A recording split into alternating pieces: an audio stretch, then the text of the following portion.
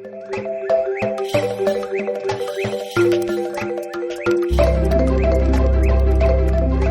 friends, this is Help Me Be Me. Straightforward tools to create positive change in yourself. I'm your host, Sarah May. I'm a writer, director, and an all-around happy person. Today's show is about fat thoughts, or negative emotions and feelings of powerlessness related to food and your weight. Throughout the episode, I'm going to say her, but know that I mean guys and girls because it's a topic that's universal, so just keep that in mind. So if you're listening to this, guy or girl, I'm guessing that you think you're fat, or you struggle with self-bullying emotions around your weight, or maybe you place a level of importance on your physical body that directly dictates whether or not you're happy in a day. Or maybe it's just that eating is fearful and you feel like you almost are not safe around food. It's never natural to eat, it's more about control. Or maybe you constantly battle your weight and you've suffered from overeating issues your entire life. You dream of thinness and freedom from fear from food. Or maybe you think that if you were just skinny, you'd be so happy and fulfilled and everything in your life would be easier. Things would make sense. And in this skinny dream, people love you more. Work, school, and life is easier in general. You may or may not realize this, but logically, the fantasy is false. But I know that it's hard to emotionally let go of it. And that is the most important part of this thought process. It's an emotional one, not a rational one. The more you get obsessed with the struggle against your weight and how it has so much importance placed on it, the farther you move from the simple solution. Things become dire. What's at stake is so massive. It's your self-worth on the line. Whether or not you're happy, popular, in love, or you get that job, you have friends, you're doing well in school, it's all reliant on whether or not you can diet. And all that pressure placed on whether or not you can withhold from a certain amount of food. Holy cow, what a terrifying amount of stress and pressure. No wonder you feel out of control. Imagine if that was riding on making a half-court shot in a televised basketball game. Of course you'd miss. That's an epic amount of fear of failure, and it just makes focus impossible. Negative emotions blind you. They prevent you from taking productive action. It's like trying to run in the dark. You're fearful, and there's just no clear path. So the difference is emotion. If you feel you are fat, or you could be fat, and it's a terrifying prospect that's out of your control, most likely the source of your feelings are in a place that you're not looking.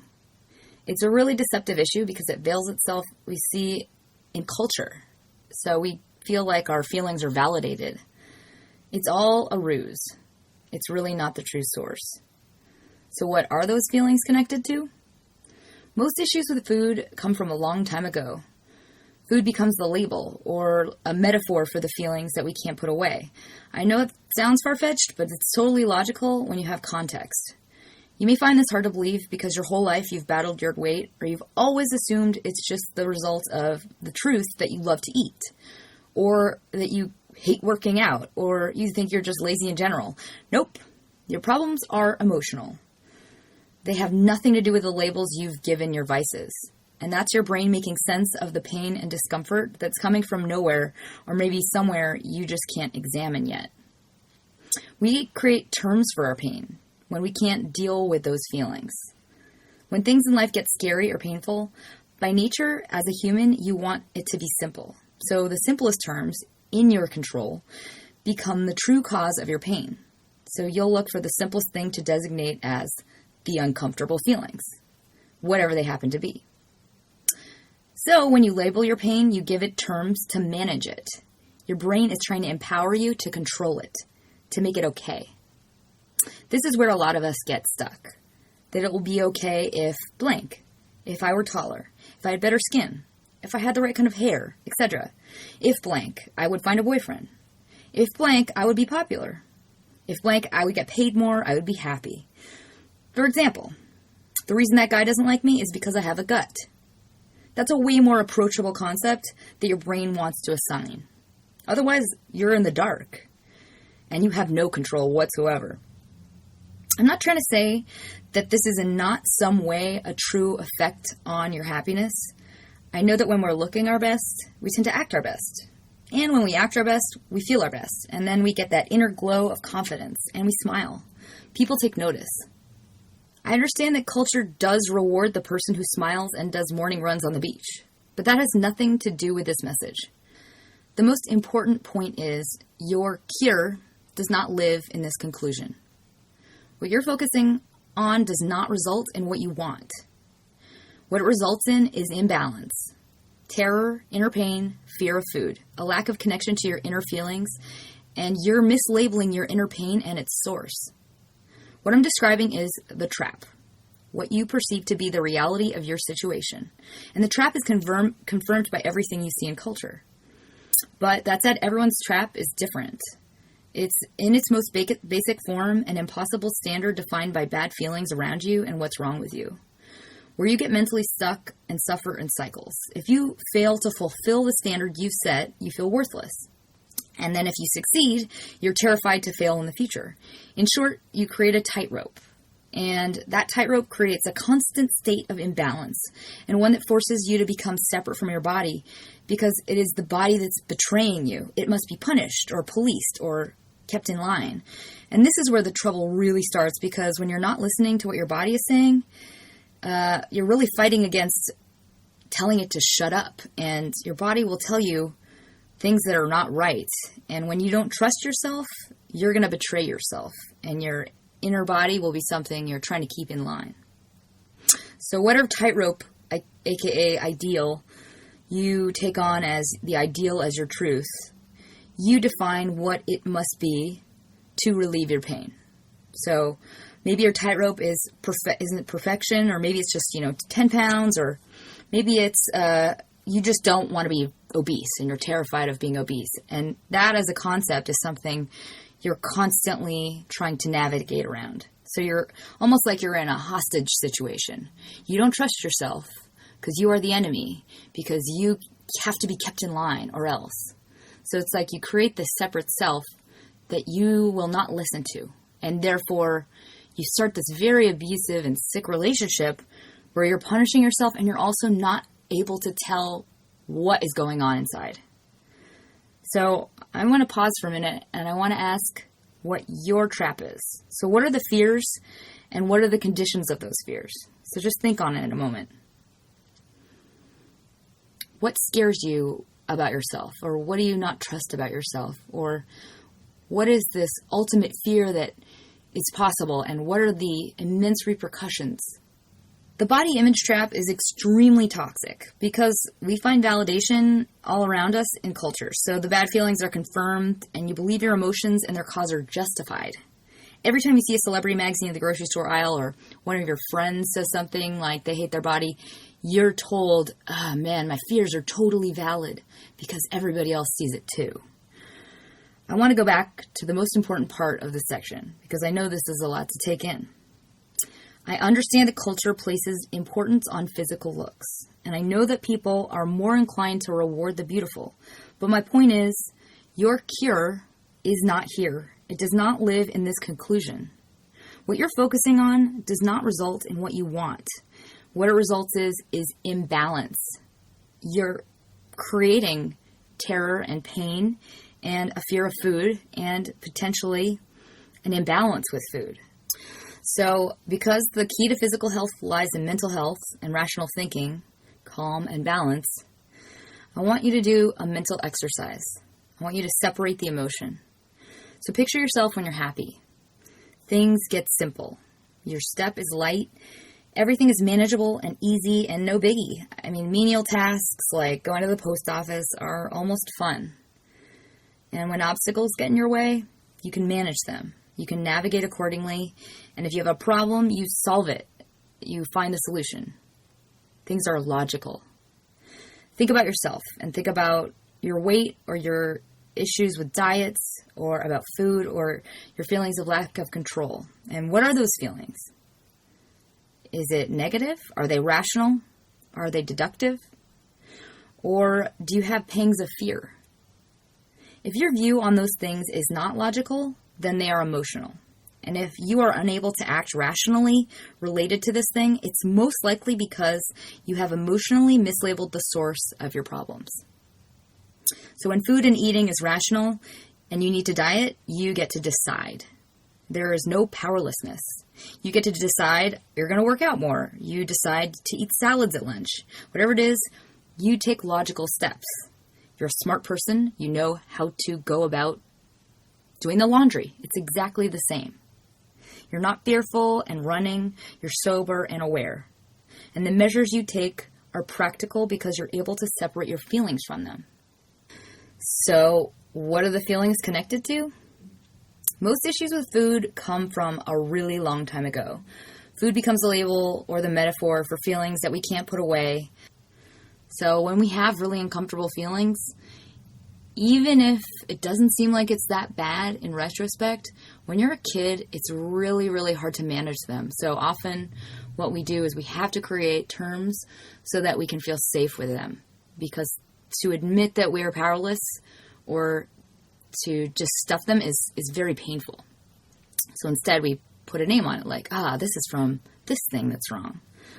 So maybe you're asking, but I'm a smart, capable person. Why is this pain so buried and how did it even start? And how come I haven't noticed it? And in my mind, it's not so bad. Well, I know it's hard to identify really overwhelming emotions, especially when they're from childhood, because it's like that thing people say about childbirth. You forget pain. You just forget the experience as it was in the moment because it's very, very intense. So when you're a kid, things are a lot more overwhelming because in many ways you are powerless over all of your life and your future. You rely on grown-ups to take care of you. You need to be fed. You need to be clothed. So you are very, very vulnerable. And when you're young, when you are trying to manage really painful feelings, it's because it's for survival. It's not like you have the knowledge to get yourself out of middle school and find a job. And it's not like you have the means to buy your own house because you don't like your parents. So you're just trapped. And so oftentimes if we're trapped in a situation that makes us very vulnerable, we will mislabel those feelings because sometimes that's the only way we can deal with them. And sometimes it's because we're not ready.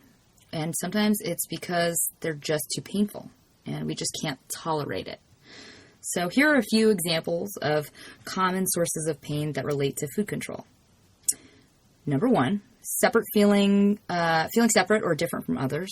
So either culturally or physically, maybe you had to move to a place where you were very different and that felt really scary, like a new school, a new town. Number two, growing up with a parent who was incapable in some way. So maybe they fell apart emotionally or they were depressed or they had a really bad temper or they suffered from addiction or alcoholism. And kids often take that on as, I'm not going to be taken care of or I'm not loved. It's just because your parent is supposed to take care of you and you're supposed to be able to rely on them. So if you feel like you can't, it usually is internalized as I'm not loved or I'm not cared for. And that's really, really, really, really painful for a kid. Number three, parents who don't acknowledge or notice when you're in pain. And maybe they pretended you're invisible or it just seems like they don't care. And that is usually a symptom of parents that are either incapable because of their parents or it's just a result of depression. Maybe they have their own issues they're dealing with and so they're not available to be parents. But again, kids internalize that as, this is because I'm not worth loving or I'm not going to be taken care of. So that's terrifying. If you're a kid, oh my God, no one's going to help me. What do I do? So number four, parents or authority figures who shame you for who you are. So maybe they react negatively to things about you or your tastes. And that can come from just culture and the baggage we get from childhood. So if your parents are way different, they're not going to really relate to you, and that could be painful. Number five, stress around a new environment, like a big move or a change, like a new school or a new town, just stress in general. And that's a lot to take on and internalize. I mean, it's so much uncertainty and so much that you can't control or anticipate. And so that feeling of panic can leave very, very deep scars that will continue to echo throughout your life. Number six, a trauma that causes you to experience an intense feeling of fear. So even if it's brief, if you go through something that heightens your adrenaline to a certain level, it's going to hit this other point in your brain that makes absolutely no sense. So, for example, if you're in a car accident, or if you witness some violence, or any situation where your brain cannot compute what's happening in front of you, sometimes that in itself will create a blip in your brain that will forever re-echo through your life. So, like, I'm describing post-traumatic stress disorder, but a lot of us, I think, don't realize how likely or common that is. It doesn't mean that it's as severe as what you hear about in war veterans, but it's a pretty common thing, because your brain has this whole language of what happens in your life setup. And so when one thing betrays that to such a severe degree, it just can't live with your other experiences. So your brain's kind of trying to anticipate this terrible thing happening again. Like, when is it going to happen again? Why did that thing happen again? And even if it's like slowly sunk in back into the recesses of your brain, that feeling in itself will come back in these random situations that you would not even think in a million years had anything to do with it. And suddenly you're feeling this very intense anxiety. I like to call them ghost feelings. So you start to feel this anxiety, and you're like, oh, what the hell is this from? I bet it's from my worries about money.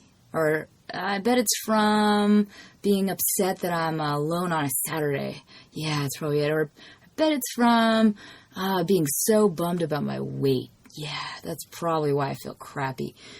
And that's pretty much how it happens. Like, you start to label bad feelings when they come up, because it's like, oh, crap, what is this bad feeling? I have to figure out why. Because your brain wants to make sense of it. Your brain wants to put it in a container. So right now, I want you to think on it for a moment and try and figure out, don't go too far in case it's something really gnarly, but just think on it. If there was something in your past that you feel like could have contributed to any kind of negative feelings, maybe about yourself, or about whether or not you're worthy of love, or if people like you enough. I know that sounds a little touchy-feely, but something to do with self-doubt, or feeling like you wish you were better because of some specific circumstance. Well, now I want you to wipe that negativity off of your brain, and now think of yourself. Imagine your life without this feeling and without this negative vice, without any of these emotions or feelings of terror or lack of control related to food or diet or weight or nutrition. And just picture what that life would be like. Things are simple, right? I mean, logical.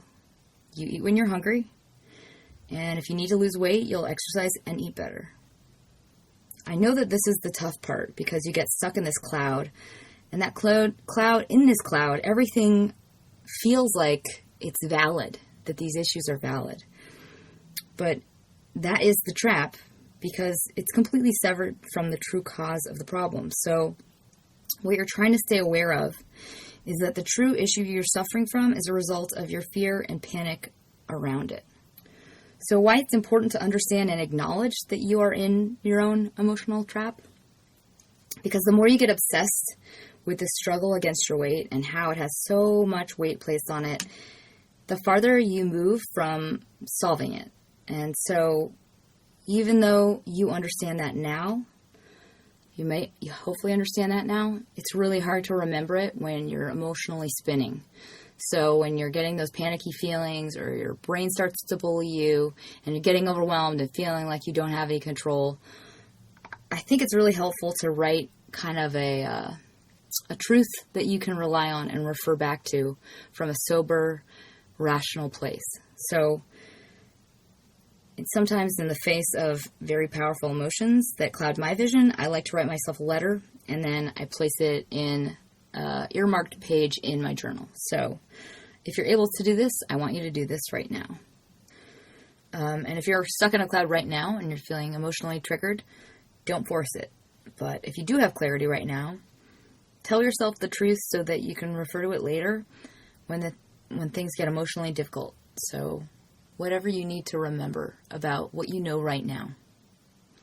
It's basically confirming to yourself that truly the issue is not about food. Your feelings around it are connected to something else. That's all you really have to say.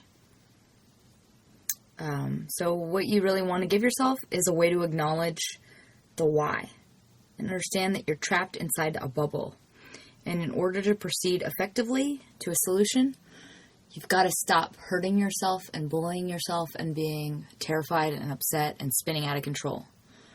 So I know that it's easy to say that and know that you logically should do something like that, but in the moment, it can be really, really hard to know what steps to take. So I'm going to give you a shorthand list of some very practical, basic first steps that you can take. And I would like to say, depending on the severity of what you suffer from, you should strongly consider going to a therapist, because it's better to get this solved and be done with it than suffer a life of torture. And I know it's going to take a bit of work, but I think if you're feeling like a negative reaction to what I'm saying right now, it's probably because your brain is trying to preempt and prevent you from going through any pain. And I can tell you, it's not what you think it will be, and it's not as hard as your brain is making you feel it will be. In fact, you have no idea what it will be like or any of the future facts because you haven't gone through it yet. You have no idea what is going to happen you might love it. So let go of the future. Let go of what if. Don't go there yet. For right now, empower yourself. That's all you have to do. Empower yourself, empower yourself, empower yourself. And just do it in the most basic ways. This is only for you to feel better about you, and it's only for you to be able to take care of you. So you don't have to do anything you don't want to do. You won't do anything you don't want to do. And don't go there yet. Just don't even think about it yet. All you have to do right now is start to just take better care of yourself and set up kind of a safety plan for yourself. And as you get used to that and as you get really good at taking care of yourself, what happens is your limbs are freed up to do other things while they're not so busy preventing you from basically running into a wall. So to summarize, depending on the severity of your problem, you might need therapy. Deal with that. If you can't deal with it right now, don't. Here's some basic steps.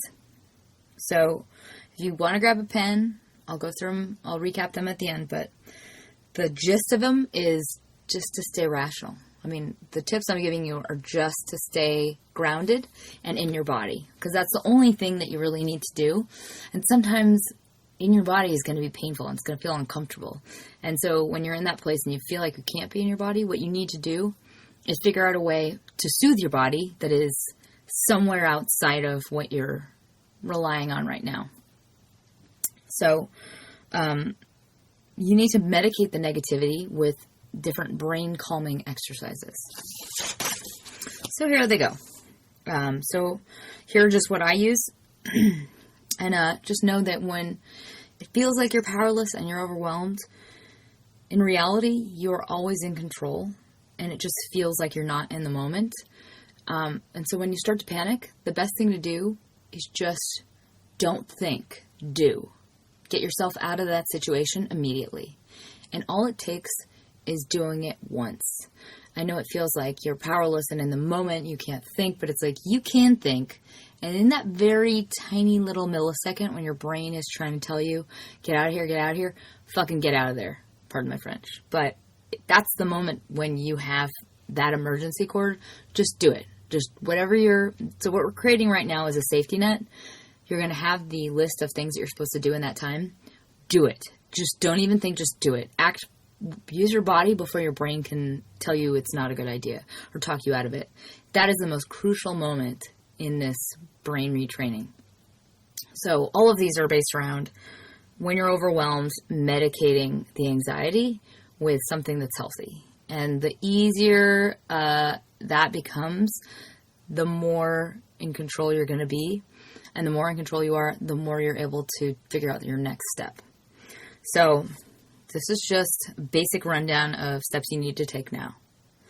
When you're really overwhelmed, like super, super overwhelmed, and you're like, I need to get out of my house, I don't know where to go. Just the only thing I can tell you is most important is stay in your body. I know when you're feeling like overwhelmed and you're upset, the thing you want to do is to get out of your body. And usually that's going to be with alcohol or with food or with some sort of, maybe it's a guy that's not good for you or whatever it is. You're going to go to something that's going to soothe you in a way that's not healthy. And so in those moments, it's really, really important to take diligent care of yourself in like really silly, I say silly, but basic ways. So whether it's taking a hot bath or it's watching a comedy you've seen 8,000 times or doing your nails or just pamper yourself, basically. Do something that is very, very simple but rewarding to you as a person. And then if you can, call a friend that will support you or write to yourself in your journal or read some of the past truths that you've written down just to reaffirm where you are. Whatever it is, do something that will take you out of that negative state of mind. Like reach out to the first 3 or 4 things on your list of the safety net. And then preempt. So plan for triggers.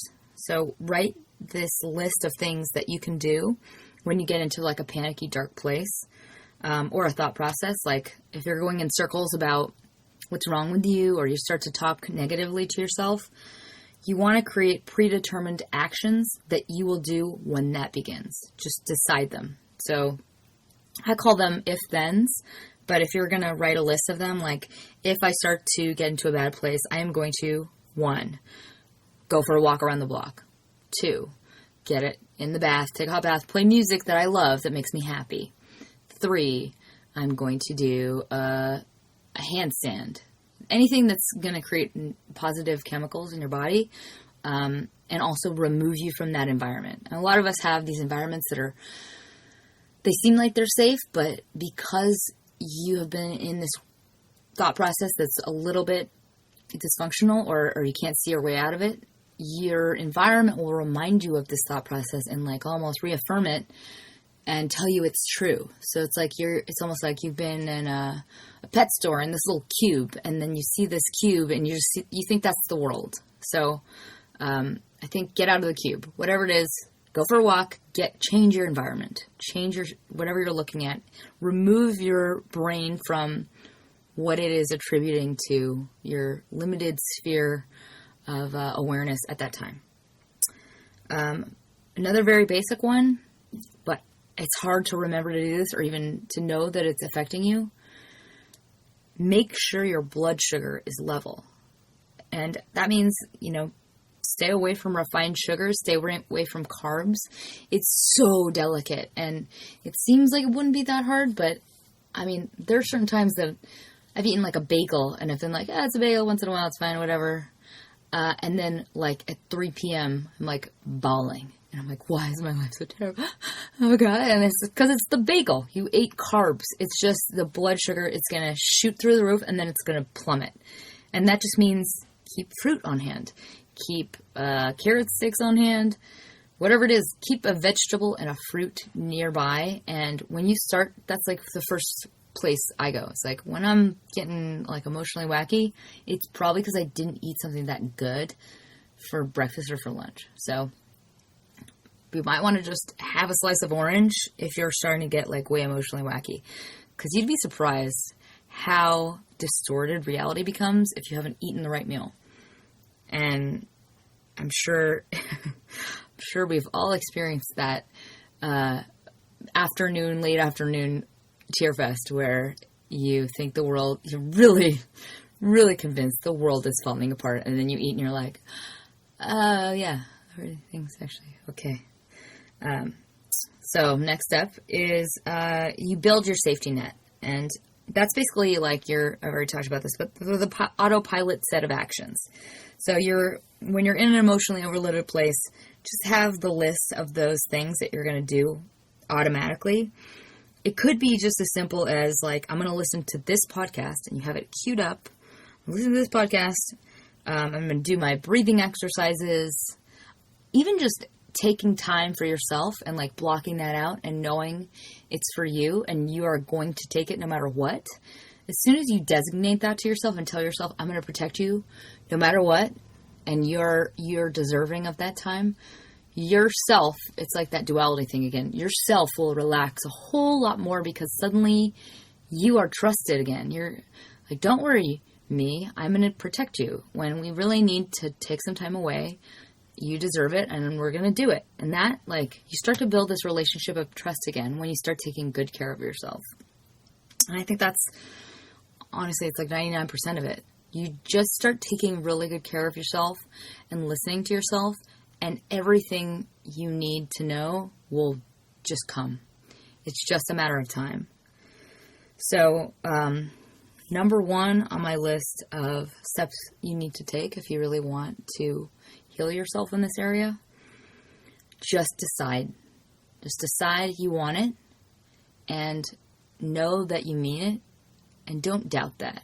I know that when it's something that's really overwhelming and scary and you're filled with doubt or worry around what if it doesn't work, or what if it takes a lot of time, and what if it's expensive, and it's like all that stuff is valid, but that is not accurate, and it's not founded, and you don't know. You have no idea. It's not, I can tell you, not as bad as you think it's going to be. And don't go there yet. You're just at the beginning. Only worry about where you are right now. And only thing you have to do right now, I can guarantee you, the only thing you need to do in order to heal is just decide you want to. And the rest will come. That's all it takes. Commit to yourself. I recommend looking in the mirror and saying it to yourself, because it's you. You should love you. You should have a relationship with you. Just tell yourself you will commit to taking care of you, because you love you and you deserve to be happy, and it's worth it. I mean, no matter what it entails, I think it's going to be just fine. It's just the fear around it that is making you feel like you don't even want to deal. So just make a promise to yourself that you're going to save yourself. And because you deserve happiness and a great life, and you only get one life, why would you not give yourself the best life possible? You deserve the most wonderful life experience possible, and it's worth it. If anything in your entire life is worth anything, your mental health and your balance and your happiness, the future of your happiness is worth everything. So I know therapy costs money, and I know that's always a concern. It's like, can I afford this? Or what if, I should be spending on this? And forget all that stuff. It's the only thing I would say is worth every penny you have, because what it creates is this solid foundation and this bountiful, just huge beam of light that can do anything. It's just the same thing as when you're happy, you're more empowered. When you heal yourself from the inside out, what you get in return is like you're like floating on air. You can do anything. You can accomplish 1,000,000 times more. Everything in your life gets easier because you are just 100%. It's like you're working right now with like a broken leg because you haven't solved this part of yourself. But once you have all of you, your whole life is going to get better in ways you never would have expected it. It's going to affect your friendships, your personal relationships, your romantic relationships, your work relationships, everything. Your entire outlook on your life, your trajectory in your entire life will change. Just because you decided that you are worth changing and being happier and giving yourself this gift of a relationship with yourself back, and loving yourself and trusting yourself, and doing it just for the good of your happiness. So I want that for you. I know I don't know you, but I think you, of course, can do it. I mean, I know you can. I know that it's the most important thing in the world, and I know that because you've listened to this, you have already changed.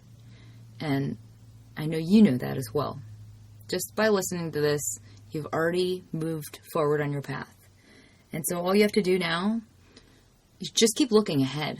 It's like you don't even have to really worry. You just have to keep looking forward. And that's what's so much about personal growth is just based on not looking at negative, just looking at positive.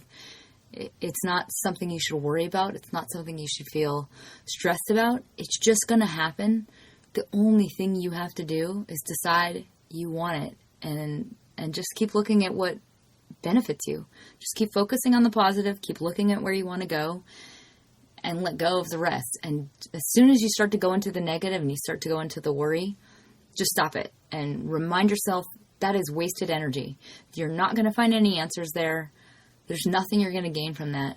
Just look at where you want to go. And that's it. Keep it that simple. Don't worry about what it entails.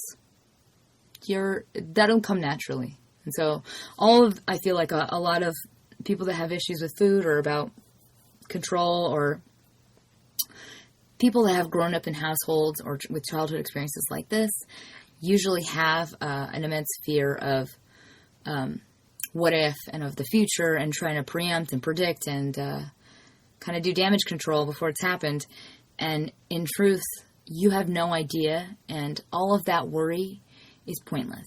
So whatever you think is going to happen and whatever you're worried is going to happen, just stop it. You don't have any idea, and you need to let that energy be directed towards positivity and happiness and being good to yourself and being kind to yourself, being very gentle with yourself, because it's never ever a good idea. It's never going to help you to bully yourself or be mean to yourself. You are your friend, and you are your little soul carrier. You're awesome. You are by default awesome, and you should never ever be mean to you.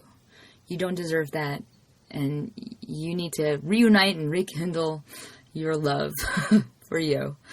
And I know that this is a lot to take in, and it can kind of bring up a lot of scary feelings, because it's like almost deciding to take on this adventure and you don't know what's going to be at the end of it. But I can tell you from the other side of a lot of stuff that it's not as bad as you think it is, and it all will come very naturally.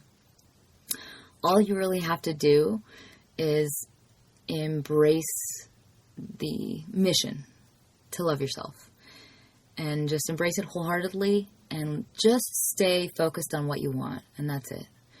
As soon as you start to worry, just tell yourself to stop and just keep your eyeballs on what you want, and just let the rest go. Only focus on what you want. And there's no such thing as impossible. I mean, no matter who you are, or where you are, or what you're going through, I believe that 100% without a doubt. You can be exactly everything you want to be, and it will happen. You just have to decide you want it.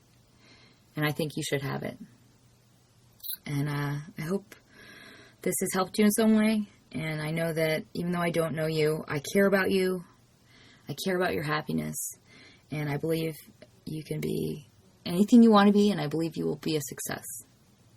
So with that, I will say, if you like this, share it. Or if you know somebody that would benefit from it, share it.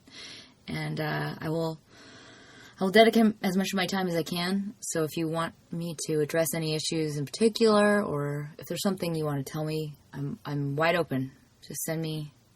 I'm open to receiving. So if you want to find me, you can tweet me at Sarah May B with 2 E's, Sarah with an H, and or you can visit my website, helpmebeme.com or sarahmaybates.com. And until next time, smile.